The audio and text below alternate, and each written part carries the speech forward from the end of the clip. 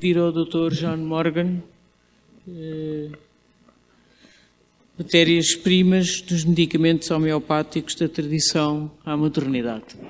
I'm very happy to be here. It's been 10 years since I've been in Lisbon and had very many fond memories travelling around Portugal with Dr. Helio. I must thank him for that very inspiring video this morning, because the music to that lovely video is a very important anthem for the British. And if any of you have seen The Last Night of the Proms at the end of September, which is a famous concert, classical concert, we sing this song and everybody waves flags, not just British flags, but European flags too. And it's a wonderful moment. And the last line of the song, which I would hope to apply to homeopathy in the world of homeopathy, it says, "God who made us mighty, make us mightier yet." So I wish that for homeopathy. We're very strong, but I hope in the future homeopathy will continue to be strong. And as Ree showed, it's very, very popular. But one of the areas, certainly in the UK, is the training of doctors and the training of medical practitioners, which is dropping off a little bit. So we need to really do a work to increase the education of homeopaths and doctors in the future. Anyway, I'd like to show you now, go through some basic homeopathic pharmacy pictures and some information with remedies old and new. And first of all, we'll go back to Hahnemann. And in his books, the Materia Medica and Chronic Diseases, which are his first Materia Medica, he only had 96 different remedies. So he had a small number of remedies that he used. And most of those were sources of the herbal drugs and the minerals that were available in his time, in the crude medicinal world that they had. And of course, the herbs go back many, many centuries. So some of those first remedies, the aconites, the arnicas, the bryones, the very common remedies, the way of processing those is linked to herbalism. And in the plant world, everything is either alcohol or water soluble. So making a tincture, making an alcoholic extraction of the active ingredients of the plant goes back many centuries to the tradition of herbalism. So these were his first plant sources. And then the mineral sources of the time, like arsenic and bismuth and iron, sulfur, were the crude minerals around at that time. And one of the problems Hahnemann had was getting purity of samples. Now we can get very, very pure analytical reagent, very, very pure samples. But in Hahnemann's day, it was a little bit more difficult. So the only animal remedy that Hahnemann had was sepia. And I'm sure you all know the lovely story of how he found that. He had a patient, a male patient, who had interesting symptoms. And Hahnemann was trying to work out what his remedy was. And when he asked him his job, he was an artist. And he used to use sepia ink as his drawing material, but he used to lick his brush and dip it in the powder. So every day he was getting a little dose of sepia and slowly creating symptoms through a mild poisoning of the ink. And that's how sepia was developed. Now, homeopathic pharmacopoeias are our recipe books, very important legal books, which give the indications of how to make remedies in pharmacy. And these have been around since the 19th century. Today, the main ones we use in Europe are the German pharmacopoeia and the French and the American. And of course, we have them now in the European pharmacopoeia, which is a very, very good innovation. And I have to thank France and Germany and the homeopathic industry of those countries for creating the presence of homeopathy, not only in pharmacopoeias, but also in European law. They've done a lot to really keep homeopathy in the medicine sector, which is very, very important for the future. So going on to the end of the 19th century, many of you, I'm sure, have got Boricker's Materia Medica. This has 1,140 remedies in it. Most of them have a little bit, even a paragraph of information of how to use it. And of course, the definition of a homeopathic remedy is something that is given according to the laws of similars. So in order to be able to give something in a similar way, you have to have some information about what the remedy can create, what symptoms it can create. So Borica is a very good Bible of Materia Medica, but it has over 1,000 remedies. Now in our pharmacy in Helios, we're a small company, and we have the freedom to be able to create remedies from sources that we choose, and as long as they're not advertised or given directly to the end user, we have the freedom to create them, and the European law allows this within pharmacy. So we have over 3,500 different potentized materials, but only about 70% of those are proved or have some data essential to make a similimum. And one of the new innovations, I'll give you an example of where we have a lot of new remedies, is in the work of Jan Scholten and the periodic table. Through analysis of existing Materia Medica and new provings of elements, he worked out the Materia Medica in a theoretical way of when you add a cation and an anion together within a chemical compound, you can get an idea of what the remedy is going to be used for. So this isn't done by conventional provings, it's done by a theoretical Materia Medica. And this list is just a small list, just A to H, of some of the minerals that are in Scholten's book that we have made and are in general use now within homeopathic pharmacy. So this is one of the new innovations, one of the new family of expansion of mineral remedies that we have within pharmacy now. So to go back to the tradition, the sources of remedies and the plant remedies, well, the question that you have to ask is which part of the plant has the active ingredient? Where is the medicinal active presence in the plant? And in most of the remedies we use, it's within the whole plant. That's the root, the stem, the leaf, and the flower. And so we use the fresh plants in homeopathy, and we have to grow them in an organic way to help prevent contamination, particularly from heavy metals. And one of the old books in the American Pharmacopoeia had a lovely phrase of the best time to pick it, and that was after 3 days of sunshine in the morning, after the dew has dried. So the plant is at its most vigorous, it's photosynthesizing very strongly, so it's at its most vital. So plant remedies in homeopathy is not only getting the medicinal constituents, but getting the dynamic freshness of the plant as well. And they're collected just before the flower starts to really open and becomes subject to pollination. So a lot of the plants have constituents in the root. Chelidonium, wonderful liver remedy. Gelsemium has gelsinine alkaloid in the root, which is quite poisonous and will make you kind of drunk if you have a lot of it. Bryonia is a root remedy, and Symphytum as well, comfrey. So these are collected in the autumn, because that's when the plant dies down and all the goodness goes into the root. Some remedies have leaves where the constituents, they're very obvious. For example, tobacco. Tobacum is made from the leaf. Rustox, which is a poison ivy that grows mainly in the US. This can create contact dermatitis, so that's one of its keynotes in practice. And of course digitalis, which is made from the foxglove plant, which I'm sure you all know. And this flowers every 2 years, and in the year that it doesn't flower, there's a big bushy leaf part of the plant, and that's when the digitalis is collected. And I'm old enough to remember when I first started in pharmacy, we were still using digitalis leaf tablets before they made synthetic digoxin and some of the other synthetic cardiac glycosides. Urtica urens is another nice plant.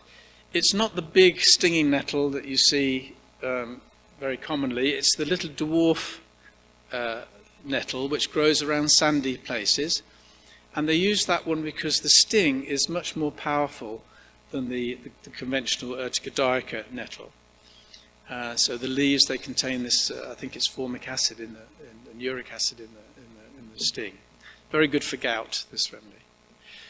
Some remedies have the flowers. Calendula is probably the best known example. It has an oil in the plant which is very healing. It stimulates skin cells to regenerate more quickly. Cactus grandiflora, which is a very good heart remedy, very good angina remedy, is made from the flower. Then we have fruit remedies like aesculus, the horse chestnut. Coffea, we have both the raw coffee and the Coffea tosta, which I'm sure you all enjoyed this morning, and the hawthorn berries, Crataegus. Of course, these are collected when they're ripe. Some remedies have seeds. Nux vomica uses the dried seeds. Nux vomica is a tropical plant, and the seeds contain a lot of strychnine, and that's been used in pharmacy for many, many years. In fact, when I started in pharmacy, we were still using belladonna tincture and nux vomica tincture and some of these tinctures in medicines where we had to mix them and make them. Saphis agria is a delphinium plant, and it uses the seeds. And Ignatia as well. This is another tropical plant which has a degree of strychnine in the seed as well, so that's why Ignatia and Nux vomica have quite a relationship in their materia medica. So bulbs, some of the underground organs, these are collected again in the autumn when the main plant has died down. Allium cepa, the onion, fantastic hay fever and rhinitis remedy. Colchicum is a gout remedy. Again, we used to use colchicum pills from the bulb when I was a young pharmacist. And garlic, Allium sativa. Then there's barks. These are collected again in late autumn. China, which is, of course, Hahnemann's original proving, was made by the bark of the cinchona tree. Hamamelis, witch hazel, also uses the bark. That has a toning quality. It tightens up the skin. It's used externally in conventional, what used to, for bruises. And then berberis, which again is a bark, a very good kidney infection and urinary remedy. So these are collected when it's appropriate. And then we have some miscellaneous ones, some ones that don't really fit. We have crocus, which is saffron. It's the it's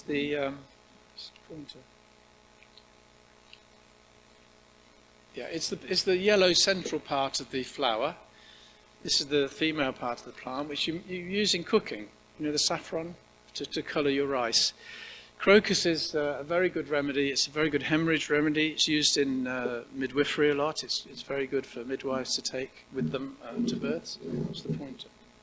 This one? Yeah, okay. Okay. Doesn't matter. Okay. And opium, of course. Excellent remedy made from the resin after cutting the opium capsules, the seeds. So they're also collected at the time of ripening. I just wanted to say something about the principle of tincture making, because it's something that many people misunderstand.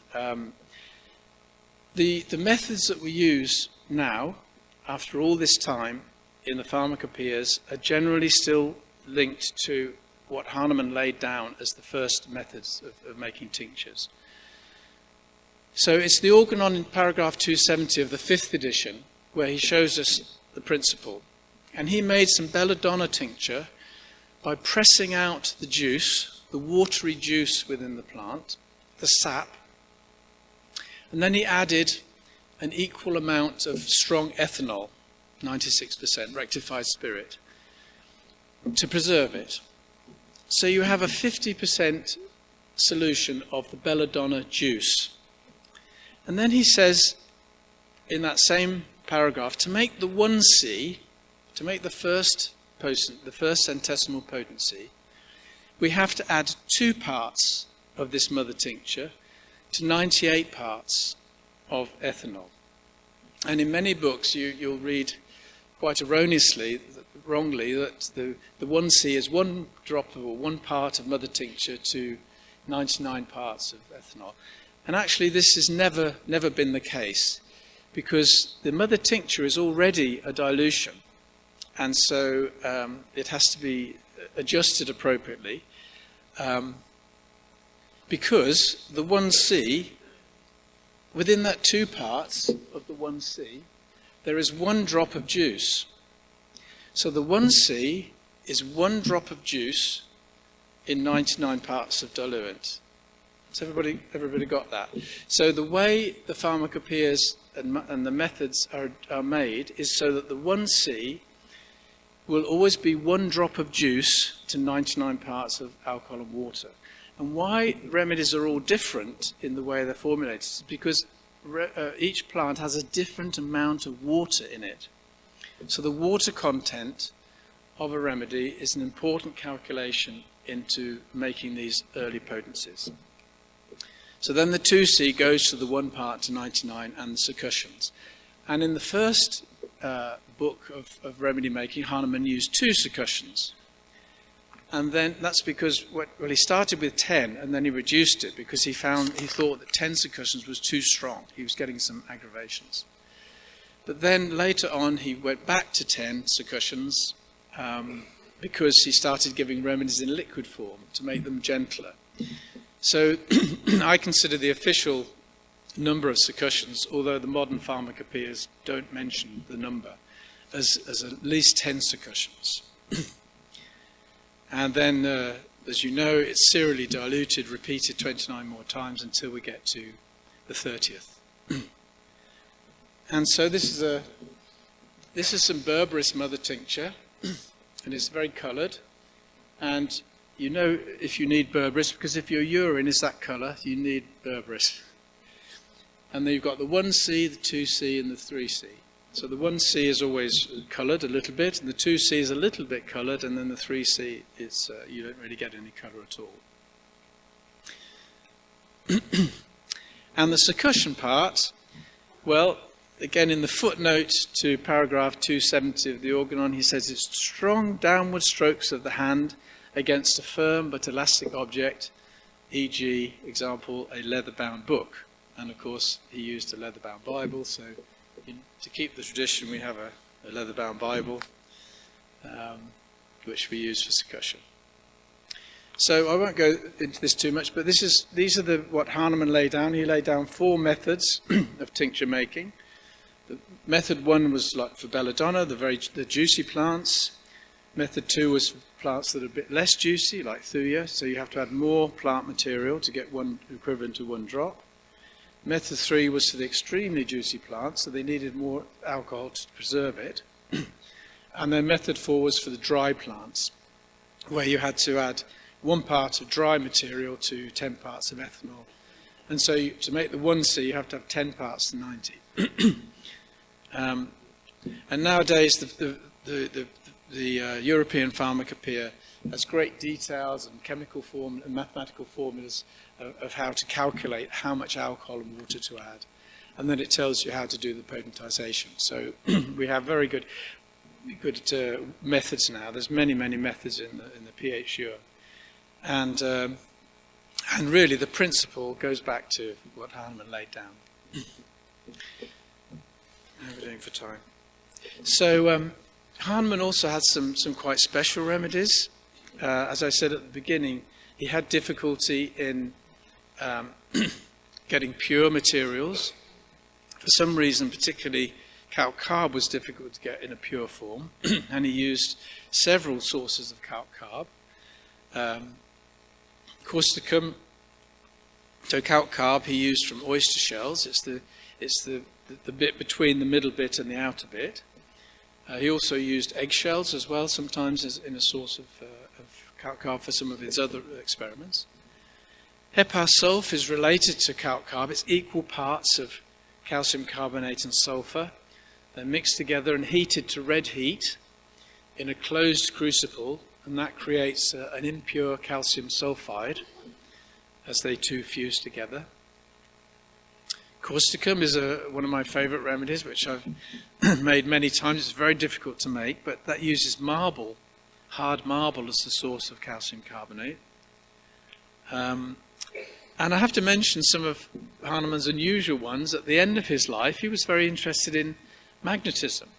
And Anton Mesmer, who was getting famous around 1830, 1840, at the end of Hahnemann's life, was working on animal magnetism and using magnets, passing magnets over people. And if you look at the very last chapters of the 6th edition of the Organon, you can read how Hahnemann worked with magnets and started passing them over patients' bodies when they were lying down and seeing some effects. So he proved the north and the south pole of the magnet, and also the two together, the bit in the middle. And they're very interesting provings. And also they're interesting remedies because they're actually made by exposing the magnetic field to alcohol and water or lactose, it varies. So it's working with a non-material substance, which stretches the imagination for remedies even beyond the dilutions that we're working with in homeopathy. Spongia is another unique one for Hahnemann, where he uses the roasted sponge for some reason. I don't know why. But we have to toast the sponge before we use it. So I call these Hahnemann special remedies. And thankfully, the pharmacopoeias have preserved the ability to use these impure sources. Because in the pharmaceutical industry, they don't like impurities at all, which is very understandable.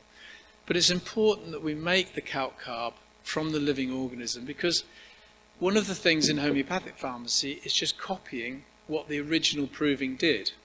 If they made it with oyster shell and all that materia medica that we had is based on that, we have to copy it. And so when we have new remedies, either we make them or they're sent to us, we need to know all the details of where it's collected, what the species is, which part is used, to get all the details so that in 100 years' time, somebody can recreate that remedy. So the information of starting proving for new remedies is very important. And some of the old homeopaths didn't write this down. One of the best examples is lac caninum, which is the dog's milk. They didn't say which brand of dog it is, which species it is. So a German homeopath recently did a survey of all the pharmacies within Europe, and they found we've all used a different species of dog. Some used Labradors and some used Jack Russell Terriers. So there are some inconsistencies, but it's important to know the source. So the other sources of remedies are the minerals. These are quite easy to make. These can be obtained from analytical reagent companies. So there's thousands, there's hundreds of them. So this is just a few examples of aurum, gold metal, and mercury, and calibic. Phosphorus is a fun remedy to make. It's quite dangerous, so it has to be triturated with water to stop it igniting. Sulfur. And as I showed earlier, a huge number of minerals that Scholten's work, for example, has brought to light. And most of them we can find from places across the world, but occasionally we have to mix two compounds together to actually make it ourselves. So it's great fun. The art of pharmacy is still alive and well within homeopathy. And as a pharmacist, it's been a very, very satisfying career. I've just loved every minute of it because we're still making things. We're still compounding. So some of the new remedies that have been proved in the last 20 years, all the crystals that are used in gemotherapy and so amethyst and emerald rose quartz, they're all variations on silica really with different constituents. These have all had quite good provings. Quite a lot of gases. We've made remedies from hydrogen. There's been good proving of hydrogen, helium, argon. And these are made by making a solution of the gas. Every gas has some degree of solubility. Sometimes it's not very much, but enough to start the process. And of course, the method of making the mineral remedies, which I'm sure you know, is trituration. And again, the principle of that is still based in Hahnemann, where we take the one part of the original substance, and it's specified that the quantity, Hahnemann specifies 0.06 of a gram. And the reason he chooses this is because that's the smallest amount that you can weigh on a beam balance, on an old-fashioned balance, not a digital one that we have now, but beam balances. That's the smallest amount you can accurately weigh. And then you split the 99 parts into 3 lots of 33, and you do the grinding and scraping in a gradual process of adding them until you end up with 1 to 99. So the 1C is 0.06 of a gram in 6 grams of the total mass. And it takes an hour to do that. It's grinding and scraping. It's quite a long process. And we do that up to the 3C.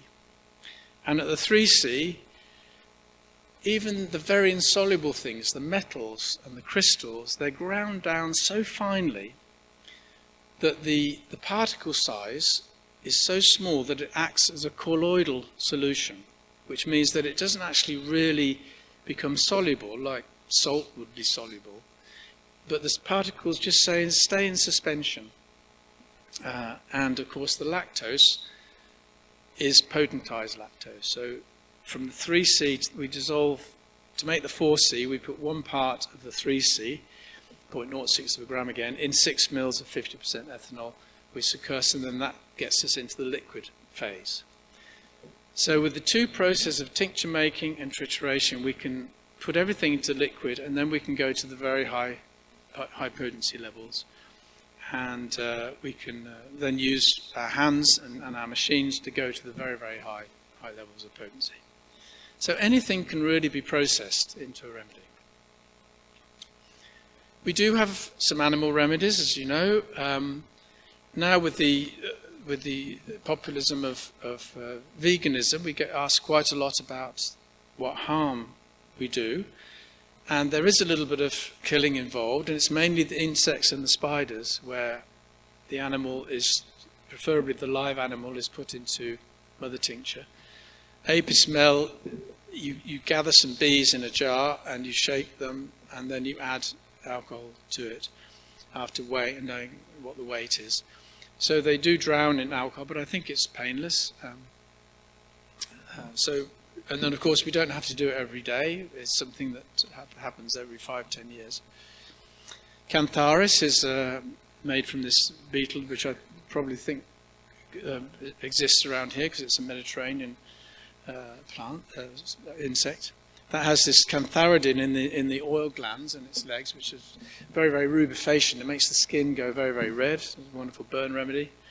Formica rufa is quite a difficult one because you have to grind the ants when they're alive to get the formic acid, because when the formic acid is exposed to air, it quickly oxidizes. And then the same with the spiders. They're collected single sample and just made whole into a tincture. So there's some apis and there's the cantharis. So there's many new areas of animal remedies and insect remedies. One of the ones is butterflies. We've had quite a lot of provings in the last 10 years with butterflies. Some of them are protected. We have to be careful that we don't get involved in species that are protected. But all these butterflies have been recently proved. Sometimes we make them ourselves. Sometimes we are sent samples from people who want to initiate a proving. And one of the things we've always done at Helios is promote provings. So if a proving is going to be conducted in a fairly official way and is going to be written up somewhere, we're very happy to to potentize the material and provide the remedies in the coded form to help the provers. So this is one of the works we've been doing for the last 30 years, and we continue to do so. Now, with some of the bigger animal remedies, the snakes, we don't have to kill any snakes. We can easily get the venom. The dried venom is quite easy to get, actually. They're quite expensive, but they can be got with certification and everything. So So the snake remedies are quite easy. Bufo rana is an interesting one. Again, we can get the bufo toxin from that. Sepia, it's difficult to get sepia ink without killing a cuttlefish, but I think we were eating one last night, so don't feel so bad about that one. Heloderma is an interesting thing. I put this up because the bite of this well, it's a lizard, paralyzes the arm, and conventional medicine's been looking at this animal to get some ideas about medicines for paralysis, for multiple sclerosis, and for paralysis-type conditions. Salmon is a new remedy. Salmon eggs was proved about 15 years ago, and quite a significant number of the provers fell pregnant during the proving, so it has a reputation of being helpful with infertility, so be careful with that one. The bigger mammals, again, these are really the scent glands, the anal glands of the musk, the beaver and the skunk. These are mostly asthmatic remedies because they have a very strong smell, and of course the doctrine of signatures is there. If you smell some skunk oil or skunk tincture, it takes your breath away. The ambrogrysia is a liver secretion from the whale, sperm whale, which can be naturally found on shores of, particularly in Japan and East Asian countries.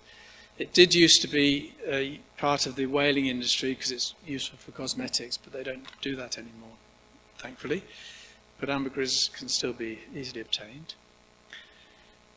And then, as I mentioned, lac caninum, well, that was the first animal remedy apart from sepia. And then since then, particularly in the last 20 years, there's a huge proliferation of lac remedies, milk remedies, because of linking in with the archetype of the animal. So we've got dolphin's milk, we've got cat's milk, we've got human milk, which are new. A lot of those are new remedies, and then this whole list of milks that we have in our pharmacy that have been proved over the last 20 years.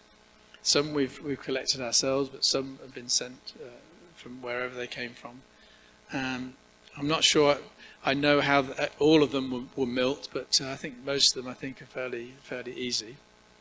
I don't know how they did the elephant's milk, and there's provings for all this. So this is an area where homeopathy is developed, and I have to say that I think it's got a bit out of hand, or it did certainly in the 90s. The number of new provings that were coming out have been too many, I think. And of all these new ones that I'm showing you, I know that we do sell them and we do provide them. They're very small. There's not many new remedies which are polycrests of the 21st century. But of course, a lot of homeopaths like to use these unusual remedies because they feel that humanity has changed, have evolved, and we need to adapt with new remedies to adapt to certain conditions. It's calmed down now, but in the 90s and the early 2000s, there was many new provings, new remedies coming in all the time. Birds is another area. Using the feathers of birds as a remedy to triturate. So we've had the swans and the eagles and the hawks and the peregrine falcons. Just getting a feather is quite an easy way of getting the archetype of the remedy into the DNA of the remedy into a potentized form. And a lot of people use these remedies. So back to a bit more tradition, just to finish the story. The nosode, so the definition of a nosode are remedies made from the isolated bacteria, that is when the bacteria has been cultivated in a lab, or the diseased tissue. And these are quite difficult to get now. We have a couple of new sources of Medarine, we have a source of Pertussin and a few of the others. But they're very difficult to get, so we also have to buy low potencies in from various places that made them in the past. So, and also, of course, regulators don't like to be dealing with remedies that are made from bacteria. So there aren't any registered nosodes, as far as I know, in Europe, although in the pharmacopoeias there are methods to make them, where you have to attenuate and kill the bacteria before you make it. So the nosodes are a vulnerable body of remedies from a pharmacy point of view, but of course from a therapeutic point of view they're essential. They're some of our most important remedies within homeopathy. I was lucky enough to get a lot of low potencies from Boruca and Tafel in Philadelphia before it closed in 1987. So we have a good source there. Now moving a little bit to the fringes of homeopathy, the sarcodes are remedies made from hormones or the endocrine glands themselves, usually of animal origin. We don't grave dig or search for human samples. So, for example, thyroidinum is made from a thyroid gland, or the extract from thyroid, parotidinum. Pituitary, both posterior and anterior, euphorhinum. And these they don't have much of a proving. They're more isopathic, and isopathy means that you use the identical instead of the similar. And half of our remedies, or 30-40% of our remedies, are isopathic. They're not homeopathic. The idea with the sarcodes is an attempt to regulate the endocrine organ by using a potentized excretion or potentized form of the endocrine gland itself. So the other remedy source, I love these, some of my favourite. These are the imponderables. I've made quite a lot of these, and also we've proved them. Within Helios we had a group of students, we proved Sol and we proved Luna. These were introduced, a lot of them were introduced by John Clark, who was a famous English homeopath in the early 1900s. And the provings of Sol and Luna, if you look in his 3-volume Materia Medica, are quite interesting, where he used sensitives to get these strange symptoms. And in our reproving of those, we verified a lot of the symptoms that they created then, even in blind provings. So doing provings is really one of the greatest ways of having a personal experience that homeopathy does something, that potentized materials do create symptoms. They're made by exposing lactose, or, as I said earlier, to the radiation. Usually, in Sol and Luna case, it's 6 hours. X-rays, it's 20 minutes. Static electricity is, I think it's 20 minutes, and the same for the north and south pole of the magnets. So when we go into the realm of isopathics, basically anything people are allergic to, anything that people have never been well since from, we have made in some sort of form. So allergic things, house dust, cat hair, dog hair, foods, and as you saw earlier, we use 0.06 of a gram. And we do provide a surface for personal samples. So if you have something particular that you're allergic to, we'll potentize for you. And of course, they don't know we only need a little tiny bit. So we often get sent big bags full of horsehair or cat hair. And the best one was a whole vacuum cleaner bag full of dust from the vacuum for house dust. All the household poisons, things that, cleaning fluids, anything that causes allergic reaction. And of course, every allopathic drug we have in potency. Sometimes to help with side effects, but sometimes, usually, if somebody's had a very bad reaction to a drug, then an isopathic remedy just for a few days can be very helpful. We have all the vaccines in potencies, again, not for prevention, but to help with a never been well since situation. I think part of our philosophy there on the pharmacy side is to be neutral in our judgment. We will potentize materials, and then really how the homeopath or the person uses it is really to an extent their responsibility. But we may have a judgment about the use of these things, but we have to be very neutral in a pharmacy level. But with the homeopath hat on, isopathics have their place, but it should be really a last resort. So many people take shortcuts to try and find an easy way of getting to a result, but you can't get away from the fact you have a simillimum that initiates the vital response to the healing. So you need symptoms to know how to prescribe and get the similar remedy. That's why the use of nosodes to prevent things is very, very grey area in homeopathy. And finally, extreme and quite rare, but I will mention it, there's some people who work with autonosodes. And this is where you actually potentize a part of the patients themselves, their own disease. So potentizing urine, blood we don't do anymore, we used to do that, but health and safety, throat swabs, infections. It's discharges, it's the last resort, it's a desperate attempt. So, thank you very much, and I wanted to show you this picture. I'm a Remainer, I love Europe, I want to stay in Europe. I don't know what's going to happen, but thank you, Europe.